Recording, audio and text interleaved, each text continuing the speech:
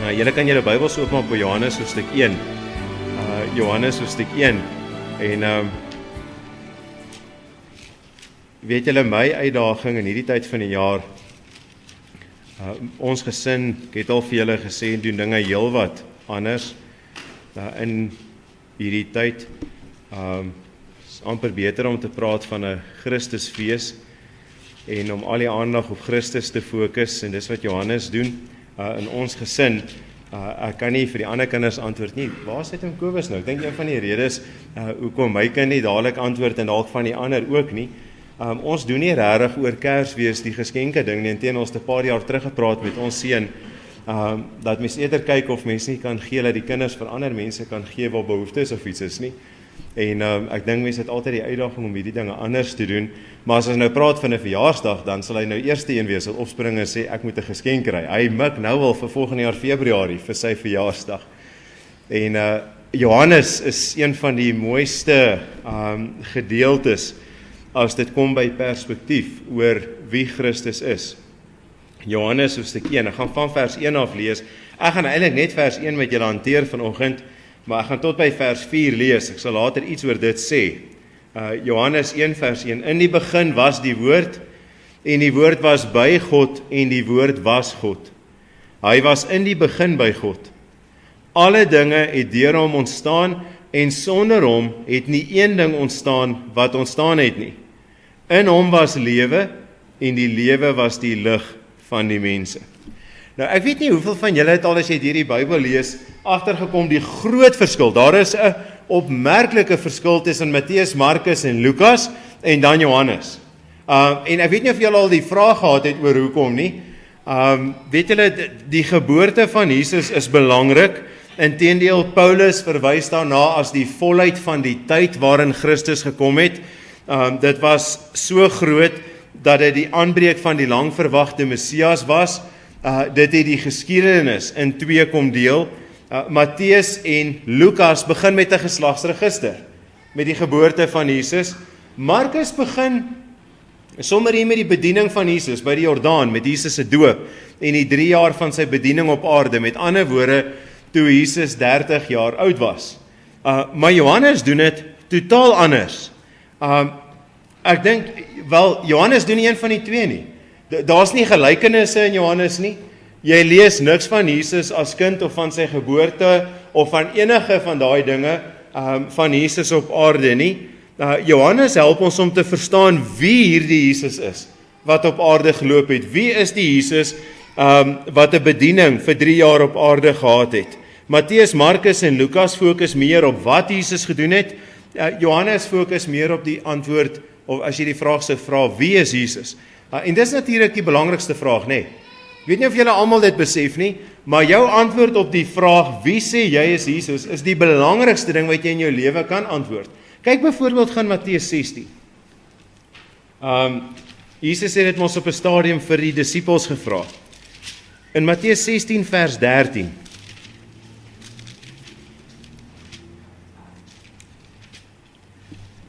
Matteus 16 vers 13. Toe Jesus in die streke van Caesarea Philippi kom, vra hy sy disippels en sê, wie sê die mense dat ek die seun van die mens is? En hulle antwoord, sommige Johannes die Doper, en sommige Elia, en ander Jeremia of een van die profete. Nou sê vir hulle, maar julle, wie sê julle is ek? En Simon Petrus antwoord en sê, u is die Christus, die seun van die lewende God. En jou antwoord op daai vraag, moet jy vanoggend verstaan, is so belangrik, dit maak die verskil tussen hemel en hel. Om daai vraag verkeerd te hê, is om alles in ewigheid verkeerd te hê. Dis in elk geval 'n vraag wat jy gaan antwoord, of jy hom nou antwoord, of jy gaan hom met die openbaring van Christus antwoord. Romeine hoofstuk 14 sê, en elke knie sal buig en elke tong sal bely dat hy God is. So dit is regtig 'n belangrike vraag om te antwoord. Die Mormone en die Jehova getuies sal ook vir jou sê hulle het geloof in Christus. As jy met een van die mense in die Mormoonse godsdiens praat of met die Jehova getuie en jy sê ons word gered op grond van geloof, dan sal hulle, vir alles dit een is wat sy sout werd is, gaan vir jou sê, maar ons glo ook, ek word gered op grond van geloof. Maar die fout is, geloof as sulks help niks. Geloof in wat het jy? En dis waar hierdie ding belangrik raak. Maak dit regtig saak wie Jesus Christus is. Wie is die ene in wie jy vertrou met jou geloof? In die 19de eeu het 'n Anglikaanse predikant gelewe met die naam Henry Moule. Hy het hierdie stelling gemaak. Hoor gou hoe mooi is dit. A Saviour not quite God is a bridge broken at the farther end. Hoor wat sê hy? Hy sê 'n verlosser wat nie volkome God is nie, is soos 'n brug wat op die verste punt gebreek is. Nou ek sal Dinsdag die ander kant daarvan sê, dat 'n verlosser wat nie volkome mens is nie, is aan die kortste kant, alreeds stikkend. Maar kom ons praat van 'n brug tot in die hemel, die godheid van Jesus Christus. 'n Brug tot in die hemel, die godheid van Jesus Christus. My plan tussen vanoggend en Dinsdagoggend is om vanoggend met julle te praat oor Jesus Christus volkome God en Dinsdag Jesus Christus volkome mens. Ek wil julle uitnooi. Kyk, daar's nêrens iets wat sê jy moet nou op 'n Dinsdag ook kerk toe gaan nie. Maar ek sal julle tog wil uitdaag. 2 gedeeltes, Handelinge en die gelowiges het daagliks by mekaar gekom en die woord van die Here bestudeer. Hebreërs 10:25. Moenie die samekomste van die gemeente van dit af wegbly nie. So ek wil julle uitdaag Dinsdagoggend 8uur dat julle die hele prentjie kry. Iets wat julle dalk kan help oor die evangelie van Johannes. En ek wil baie graag nog as die Here my lewe spaar 'n reeks uit Johannes uitbreek. Hoekom het Johannes hierdie boek geskryf? Die doel is in Johannes 21. Johannes hoofstuk 20. Blaai gaan na Johannes hoofstuk 20 toe. Wie van julle het al die evangelie met iemand gedeel, dan vra hy vir jou, waar moet hy in die Bybel begin lees, dan weet jy nie wat om vir hom te sê nie. As 'n jong persoon, iemand wat nog antwoorde soek, en hy vra vir jou, maar waar dink jy moet ek begin lees? Hier is die antwoord, lees Johannes. Kom ek gee vir julle die rede. Johannes 20 vers 30.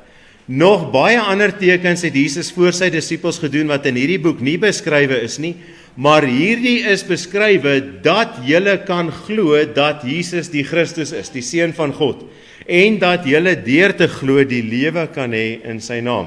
Wanneer 'n ongelowige by jou kom, iemand wat soekend is en sê, maar hoe kan ek weet? Al wat jy hoef te doen, jy hoef nie die Bybel te verdedig nie. Johannes doen dit klaar, God het dit klaar deur die Heilige Gees, deur Johannes gedoen. Jy sê vir hom, gaan lees Johannes deur. En jy glo dat die Bybel sal doen wat God gesê het, dit sal doen. Nou, ek moet julle net iets anders mee help, in vers 1, Johannes 1 vers 1, in die begin was die woord, en die woord was by God, en die woord was God. Wie of wat is die woord daar? Jesus? Hoe weet ons dit? Hoe weet ons Jesus is die woord, in Johannes 1 vers 1? Ons almal weet dit.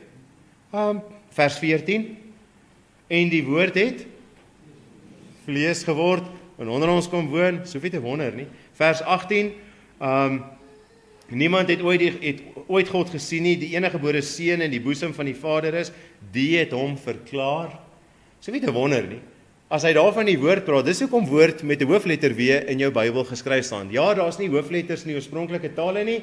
Die Bybelvertalers help ons. Ja, dit praat van Christus in daardie gedeelte. Nou, wie is Jesus? Is hy net die kindjie wat ongeveer 2000 jaar terug gebore is? Maak nie saak die datum nie, maak nie saak die tyd van die jaar nie.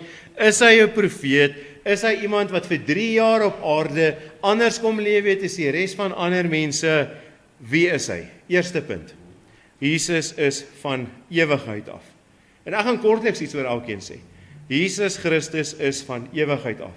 Vers 1, die begin. In die begin was die woord.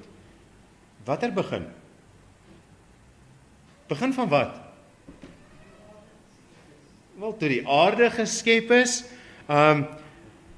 Ek en julle moet onsself net gou vir 'n oomblik verbeel, ons is Jode. En nie omdat ons so lief is vir geld nie, hoor. Ons moet onsself net gou verbeel, ek en julle is Jode wat opgevoed is in die skrifte, ons ken die Ou Testament amper uit ons kop uit, en dan hoor jy die woorde in die begin. En waar dink julle as jy 'n Jood is? Genesis 1 vers 1. Dis wat jou gedagtes dadelik doen. As ek en julle die eerste lesers was, of die eerste hoorders was, en ons hoor die woorde in die begin, dan gaan my en jou kop verder, het God. Maar dis nie wat Johannes doen nie. In die begin was die woord. So Johannes is baie doelbewus as hy hierdie gedeelte dieselfde begin as Genesis 1 vers 1. In die begin het God. Dis nie toevallig nie. Die begin van wat? Ons kan nie sê die begin van ewigheid nie, want ewigheid het nie tyd nie. Ons kan nie dit sê nie. Maar die begin toe die eerste sekonde aftik. Ek het dit lank terug, baie jare terug, 10 jaar terug in Hebreërs 1 vers 1 tot 3 hanteer. God het tyd en tydperke geskep. Die Griekse woord daar aihenos, my verstaan daarvan is dat daar was 'n tyd gewees toe God skep, toe slaan die eerste sekonde. En dit is die begin, toe die eerste sekonde slaan. Die begin toe alles geskep is, nog voor tyd begin het, was Christus. Dis wat hy sê. Nog voor tyd begin het, was Jesus Christus. Maak nie saak vanoggend of jy soos ek glo die aarde is 6000 jaar oud en of jy glo die aarde is 200 biljoen jaar oud nie. Maak nie saak waar jy die begin plaas nie, voor daai begin was Christus. Dis wat Johannes sê in hierdie gedeelte. Vers 3 sê, alle dinge het deur hom ontstaan en sonder hom het nie een ding ontstaan wat ontstaan het nie. Weet julle, Christus is nie geskep nie, hy het geskep. Sien julle dit raak? Dis iets wat jou kan help as jy met die Jehova getuies praat, onder andere, ek sal nou 'n bietjie meer van dit sê, Christus is nie geskep nie, hy het geskep. Net vir interessantheid, en daarvoor het ons nie eers tyd in Johannes 1 vers 1 nie. God het deur sy woord geskep in Genesis, nê? Onthou julle die skepingsverhaal en God het gesê, laat daar lig wees, God het gesê, en dan hier verwys hy na die woord. Kyk mooi wat sê vers 3, alle dinge deur hom ontstaan, deur die woord. Blaai na Kolossense 1 toe. En hierdie is teksverse, weet julle wat doen ek baie keer met die Bybel? Ek sou byvoorbeeld nou langs Johannes 1 vers 3 'n nota maak wat sê Kolossense 1 vers 16. En dan sal ek weer by Kolossense 1 vers 16 'n volgende een maak vir my eie gedagtes. Maar Kolossense 1 vers 16. Want in hom is alle dinge geskape wat in die hemele en op die aarde is, wat sienlik en onsienlik is, trone sowel as heerskappye en owerhede en magte. Alle dinge is deur hom en tot hom geskape. Hoekom het Paulus dit nodig om so baie woorde in een vers te sit? Hoekom kon hy nie net sê alles nie? Want Paulus weet hoe ek en julle is. Paulus sê ja, maar ek en julle wil baie keer sê, maar wat van dit? Okay, die sigbare dinge geskep, wat van die onsigbare? Wat van koninkryke en heersers? En dan Paulus antwoord daai vraag. Christus het geskep, hy is nie geskep nie. Vers 17, en hy is voor alle dinge en in hom hou alle dinge stand. En dan sou ek by Kolossense 1 vers 16 'n nota maak wat byvoorbeeld sê Hebreërs 11 vers 3. In Hebreërs 11 vers 3 lees ons, deur die geloof verstaan ons dat die wêreld deur die woord van God toeberei is, sodat die dinge wat gesien word nie ontstaan het uit sienlike dinge nie. Hier is die punt. Daar was nooit 'n tyd wat Jesus Christus nie bestaan het nie. Daar was nooit so 'n tyd nie. Matteus en Markus begin die verhaal by Bethlehem. Matteus en Lukas begin hom by Bethlehem.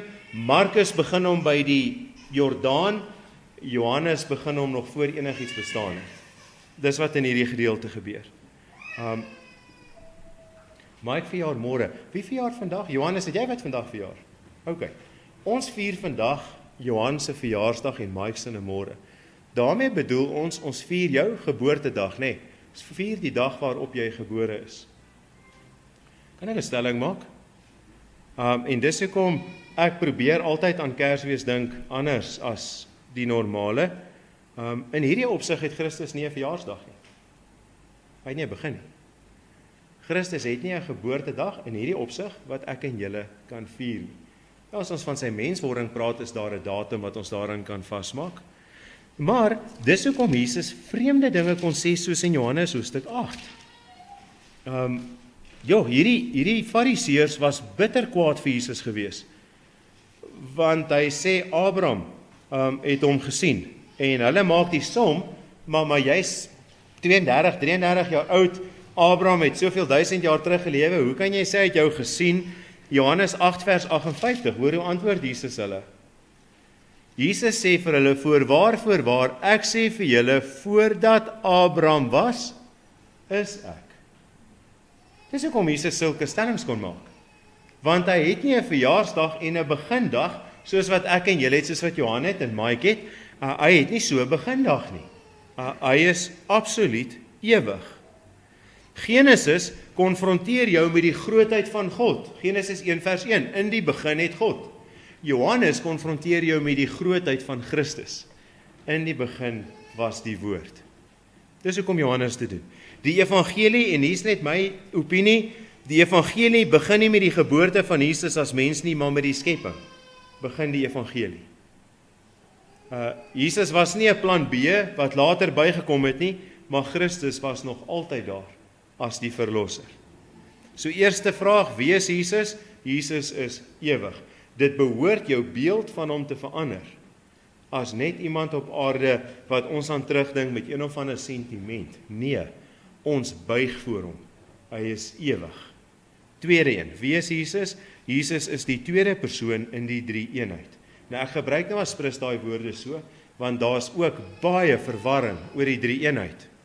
Kyk wat sê hy verder. In die begin was die woord en die woord was by God. So 'n paar jaar terug, julle sal vir Rudy onthou wat klavier gespeel het. So 'n paar jaar terug skryf hy iets oor die drie eenheid. Ek kom toevallig op dit op Facebook af. En daar's mense wat hom aanval omdat ons glo in 'n drie eenheid en hulle sê ons is vals leraars. Wie van julle het al van modalisme gehoor? Weet enigiemand iets van modalisme? Jy sal dalk weet van, julle kan dalk weet wat modalisme is. Modalisme, die kommentaar wat hulle vir Rudy skryf is, julle is vals leraars, daar is net een God, julle sê daar is eintlik drie, en dis 'n hele vieslike argument. Modalisme is van die vroegste eeue af 'n valslering wat sê dat daar is een God, en nou moet julle mooi luister die verskil, want van hierdie wêreld se gunsteling predikers glo dit. Daar is een God en hy kan net in een van drie persone manifesteer. Met ander woorde, God kan net in die vorm van die Vader, of in die vorm van Jesus, of in die vorm van die Gees verskyn. Hulle kan nie al drie gelyk nie. Ek is toe nou, daai tyd het ek nie so baie van die goed geweet nie, ek skryf vir die ou 'n vraag. Wat het by Jesus se doop gebeur? Want nou sit ons met 'n probleem. Want jy het Jesus daar, jy het die Heilige Gees wat op hom neerdal, en jy het die Vader wat sê, dit is my geliefde seun en wie ek welbehaag. Dis nie al nie, tot wie het Jesus dan gebid in Johannes 17? Tot wie het hy gebid in Lukas 11? My Vader, het hy tot homself gebid, en dan spring hy op en af in verskillende persone, maar hy kan nie dieselfde tyd al drie wees nie. Nee, dit kan nie wees nie. Wat bedoel Jesus as hy sê in Johannes 6, ek het gekom om die wil van my Vader te doen? Hierdie teks gaan jou help. En die woord was by God. Sien julle daai woord by? Daai Griekse woord is 'n intieme woord in 'n verhouding. Dit beteken letterlik voor die aangesig, van aangesig tot aangesig voor God. Dit beteken dan dat Jesus is afsonderlik ook van die Vader. Daardie woord beteken letterlik soos twee persone wat vir mekaar kyk en met mekaar in 'n verhouding staan. Vers 18. Niemand het ooit God gesien nie, die enige gebore seun wat in die boesem van die Vader is. Sien julle dit raak? Dis twee persone selfde tyd. Dalk moet ek hierdie vir julle wys. As julle ooit oor hierdie goed lees en mense julle wil verwar. Vers 2, Johannes 1 vers 2. Hy was in die begin by God, gelyktydig, saam. Johannes 17 vers 5. Dis kom ek sê, Johannes help ons om te verstaan wie Jesus is. In Johannes 17 vers 5 lees ons, en nou Vader, verheerlik my by u self met die heerlikheid wat ek by u gehad het voordat die wêreld was. Sien julle dit raak? Praat van 'n verhouding tussen die Vader en die Seun. 17 vers 24. Vader, ek wil dat waar ek is, hulle wat u my gegee het, ook saam met my sal wees, sodat hulle my heerlikheid kan aanskou wat u my gegee het, omdat u my liefgehad het voor die grondlegging van die wêreld. Ons kan nie sê een God, maar manifesteer in 3 persone nie. Kyk, ons bely met 3 eenheid. Ons glo een God wat bestaan in 3 persone. Dit glo ons. En dit is wat jy hier het. Jesus Christus, en ons gaan nie vanoggend oor die Heilige Gees praat nie, die 3de persoon, dis net so duidelik in die Bybel, maar ten minste moet jy vanoggend raak sien, Jesus Christus is die 2de persoon in die 3 eenheid, gelyktydig saam met die Vader, al 2 God. Julle gaan dit nou in die laaste sin sien. Ek dink ons doen die som verkeerd. Hulle het vir Rudy 'n ding ook geskryf, ons kan nie wiskunde doen nie. 1 + 1 + 1 is 3. OK, nou. Wat is 1 × 1 × 1? 1. Nou ek sien nie dis ons die som moet maak nie. Oor die 3 eenheid, ek sal 'n stelling maak vanoggend. Geen beeld. En ek wil julle help met dit. Geen beeld wat ons het kan die 3 eenheid reg verduidelik nie. Ek noem dit as prins, want party sê dit is soos die son, dit is die son self, die lig en die hitte wat jy voel, dit skiet te kort. Want die lig is nie die son nie. Wees versigtig om beelde te verstaan. Die 3 eenheid is 'n groot geheimenis in 'n sekere sin. Maar die Bybel is duidelik, een God, 3 persone. Wat beteken dit vir ons?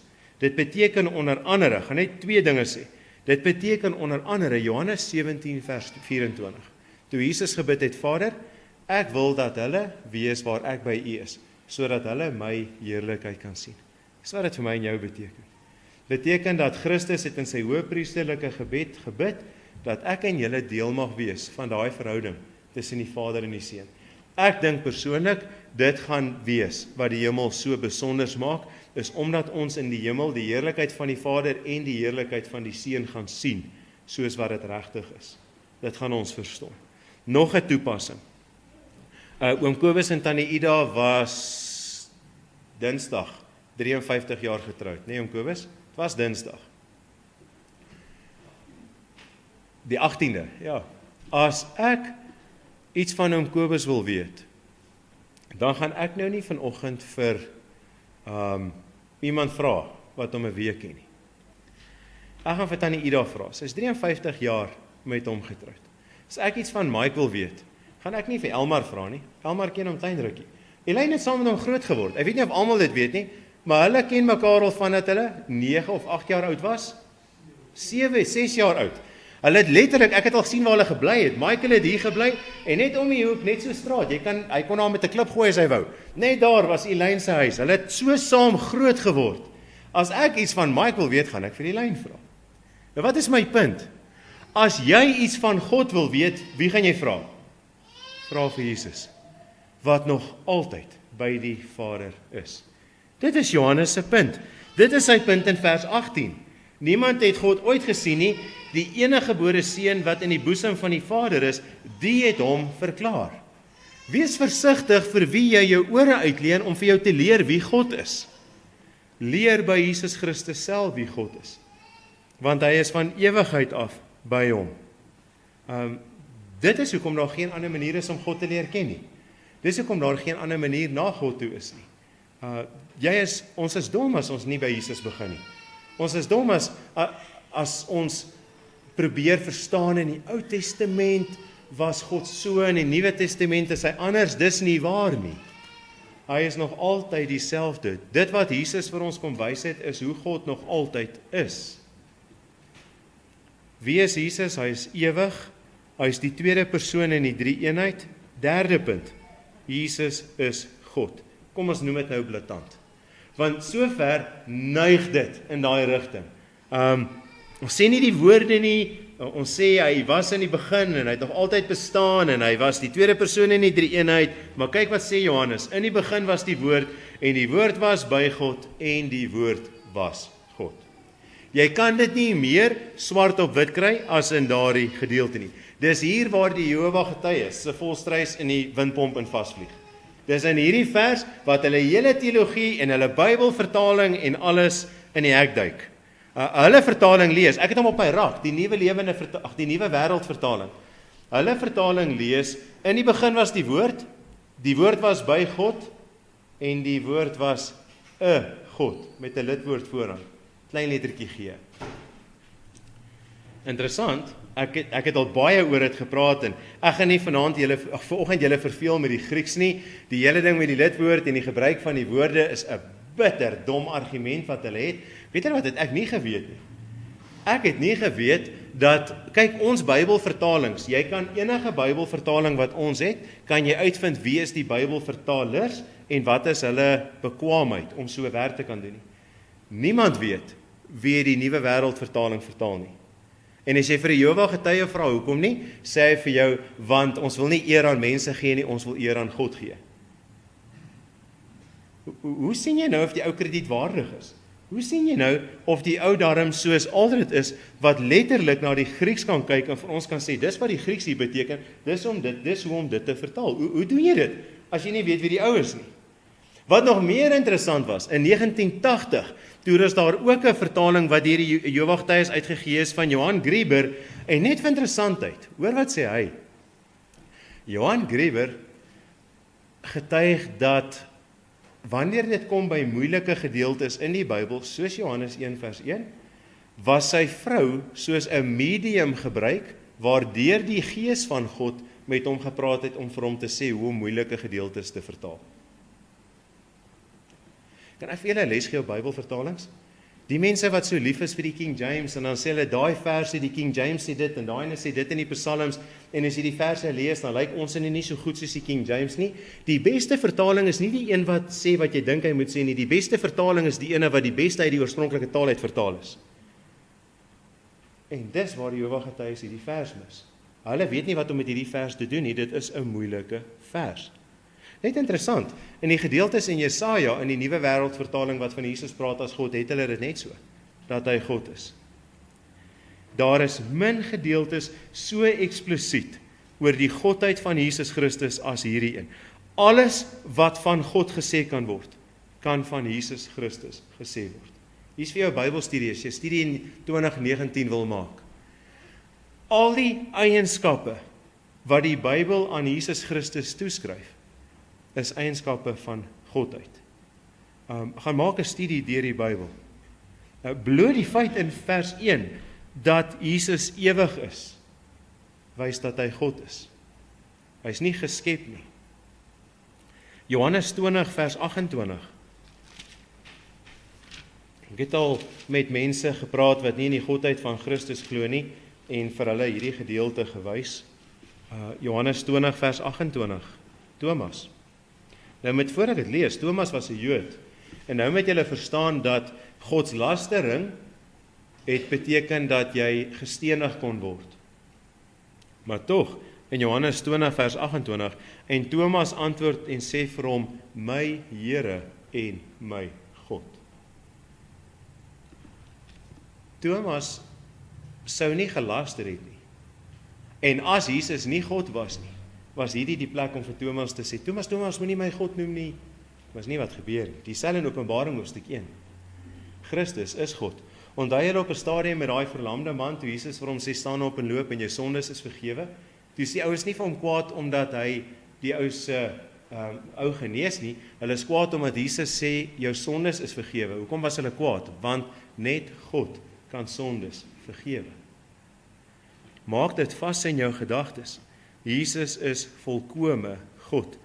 Hy is God in elke opsig, maar in persoon apart van die Vader. Een God, 3 persone, die Vader, die Seun en die Heilige Gees. Ek gaan nog 'n paar verse lees en dan gaan ek vir julle 1 of 2 toepassings gee. Filippense 2 vers 6. En julle kan dit weer eens doen. Jy kan by Johannes 1 en dan by Filippense 2 vers 6 skryf hierdie verse heen en weer, want waar dit jou help, en dis wat ek op 'n stadium gedoen het, is inteendeel, hierdie Bybel is een van hulle, maar hy val nou uit mekaar uit. Maar hy het 'n klomp sulke verwysings in, dat wanneer ek met iemand praat en ek lees vir hom iets, dan kyk ek gou, dan sê ek, maar ek het hier terugverwysing en dan gaan ek soontoe. Filippense 2 vers 6. Hy wat in die gestalte van God was, het dit geen roof geag om aan God gelyk te wees nie. Dit sou godslastering gewees het, om te sê, jy is gelyk aan God, maar jy is nie God nie. Daar staan dit. Kolossense 1 vers 15. Ek gaan nog net so 2 of wat wys. Kolossense 1 vers 15. Hy is die beeld van die onsigbare God, die eersgeborene van die hele skepping. En ek weet, dis waar die Jehova getuies kom en sê, daar's dit, eersgeborene, nee, is nie wat daar staan nie. Dit beteken iets heel anders. Ek het al oor daai vers gepreek in Kolossense, ek sal dit graag weer doen, maar dit is nie eersgeborene in die sin dat hy geskep is nie. Kolossense 2 vers 9. Want in hom woon al die volheid van die Godheid liggaamlik. Nog enetjie, Hebreërs 1 vers 3, een van my gunsteling gedeeltes. In Hebreërs 1 vers 3, hy wat die afskynsel is van die heerlikheid en die afdruksel van sy wese, en alle dinge dra deur die woord van sy krag, nadat hy deur homself die reiniging van ons sondes bewerk het gaan sit aan die regterhand van die majesteit in die hoogste. Jy hoef nie te twyfel dat Jesus God is nie. Jy gaan daai verse moet wegredeneer as jy iets anders glo. Hoe help dit vir my en julle vanoggend? Wat beteken Johannes 1 vers 1 vir my en vir jou? Eerstens, dit help jou om te weet hoe God is. Vers 18 sê, hy het gekom om vir ons die Vader te wys. As jy wil weet hoe God is, dan bestudeer jy die lewe van Jesus Christus. Vir al die spanning, ek lees 'n verhaal van 'n klein dogtertjie, wat worstel met baie mense sê God was in die Ou Testament wreed en in die Nuwe Testament nie. Dis nie waar nie, is nie een van die twee waar nie. Maar weet julle wat was die klein dogtertjie se antwoord op haar eie vraag? That was before God became a Christian. Nou, dis nou 'n kinderlike opregtheid, maar dis omdat ons dink toe Christus later kom, toe verander God. Nee, daar is nie spanning nie. Dis hoe Jesus, dis hoe God nog altyd was. So ek en julle hoef, kan God leer ken deur Jesus se lewe te bestudeer, en jy hoef nie te wonder oor die Ou Testament nie, die van julle wat woensdae aande is. Wat het ek en julle geleer? Is dit God wat net die heeltyd wil straf? Nee, ons lees van mense wat so vervalle is, en God wat net genade op genade op genade. As jy dink God is nie ernstig in die Nuwe Testament nie, gaan lees Openbaring deur. Gaan lees Galasiërs 6 vers 7, God laat niemand ons spot nie, wat jy saai sal jy maai. Gaan lees Hebreërs 10 vers 26 en verder, vreeslik is dit om te val in die hande van die lewende God. So die Nuwe Testament is nie anders nie. Maar as jy God wil leer ken, begin by Christus. God was nog altyd soos Jesus is. Tweede toepassing is in vers 4. In hom was lewe, en die lewe was die lig van die mense. Dis vanoggend belangrik. Onthou julle daai brug wat tot in die hemel gaan? Was dit nie vir die godheid van Christus nie? Het my en jou redding net halfpad gegaan so ver as dit ons onsself kan red. Want as dit net 'n mens was, het hy vir sy eie sondes gesterf. Maar hy is volkome God. Dis hoekom Jesus op grond van daai, dis hoekom Jesus kon sê, dit Johannes 14 vers 6, ek is die weg en die waarheid en die lewe. My en jou hoop is geanker in die feit dat hy self God is. Omdat Jesus ewig is en God is die brug veilig tot aan die ander kant. Tot by God, want hy is self God. Derde toepassing. Die feit dat Jesus God is, beteken dat God volkome tevrede met die offer is. Dis 'n offer waarvan hy kon sê, dit is my geliefde seun in wie ek welbehaag. Dis hoekom Jesus kon uitroep, dit is volbring op die kruis. Want die offer was reg en goed. Vierde toepassing. As Jesus God is, luister nou mooi, as Jesus God is, volg hom. Ek verstaan nie hoe mense op hulle Facebook status of iewers Jesus as Here bely, maar hulle gehoorsaam hom nie. Dit is asof jy vir daai mense wil sê, Jesus het gesê, waarom noem julle my Here, Here, en doen nie wat ek sê nie. As Jesus God is, gehoorsaam hom. Is nie opsioneel nie, is verpligtend. Laaste toepassing, 5de een. As Jesus die woord is, dan is dit hoe jy God leer ken. Dit was die hele punt. Vers 18, niemand het God ooit gesien nie, die enige gebore seun wat die boesem van die Vader is, die het hom verklaar. As Jesus nie volkome God is nie, het ek en julle geen verlosser gehad nie. Vers 5 sê iets moois. En die lig skyn in die duisternis, en die duisternis het dit nie oorweldig nie. Dis 'n mooi beeld, kinders kan daai beeld verstaan. Of dit nou Elmar of Lodewijk of Gilliam of Elisabeth of enige kind kan daai beeld verstaan. Waar is klein Benjamin en Eywiel? Hulle verstaan dit. Daar's niks waarvoor 'n kind op 'n sekere ouderdom so lief is as vir 'n flitslig nie. Kan vir 'n kind 'n flitslig gee en dit fascineer hom en die eerste ding wat hy wil doen is buite uithardloop. Hy kan nie wag. Ek en my broer het ons klein was, het ons van hierdie koplampe gekry, maar die ou tyd was so groot een, dan moet hy met 'n draad, ek weet nie of julle dit onthou nie, dan het hy so 'n blik gehad met 6 van daai flitsligbatterye, so groot blik. Ek weet nie of julle dit ook geken het nie. Nou ek en my broer het so 'n lig gehad. Maar nou kry hom deur die dag. Dit help nie. Ons kon nie wag laat dit donker word en daai ding kan aansit en te kyk wat gebeur nie, want lig verdryf duisternis.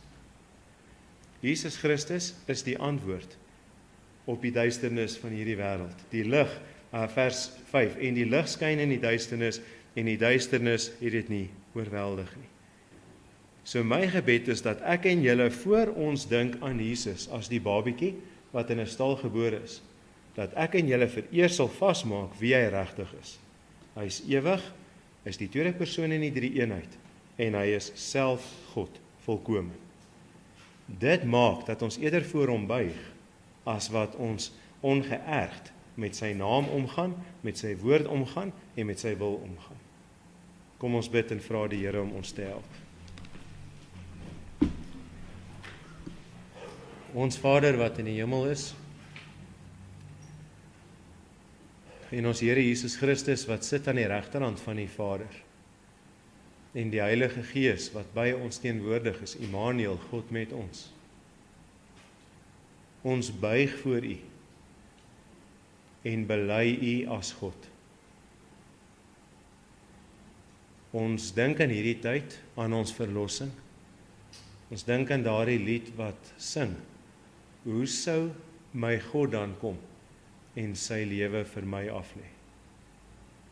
Ons bid dat ons siening van U net hoër en hoër sal wees, want U is dit waardig. Dat ons U sal bewonder, as ons die skepping bewonder wat deur God geskep is, hoeveel te meer, of as ons God bewonder in die skepping, hoeveel te meer moet ons U bewonder in die Seun. En ons bid dat U ons sal help, dat soos wat ons Bybels lees, dat ons beeld van Christus reg sal wees. Dat ons hoop vas sal wees. Ons hoop is so vas soos ons Verlosser self. En help vir ons, gee vir ons wysheid in hierdie tyd. Gee vir ons wysheid in hierdie feesseisoen om totaal anders te wees as die res van die wêreld. Dat ons hulde aan U sal bring, eer aan U sal bring, want U is dit waardig. Ons bid dit in die kosbare naam van ons Here Jesus Christus alleen, hy wat ook self God is. Amen.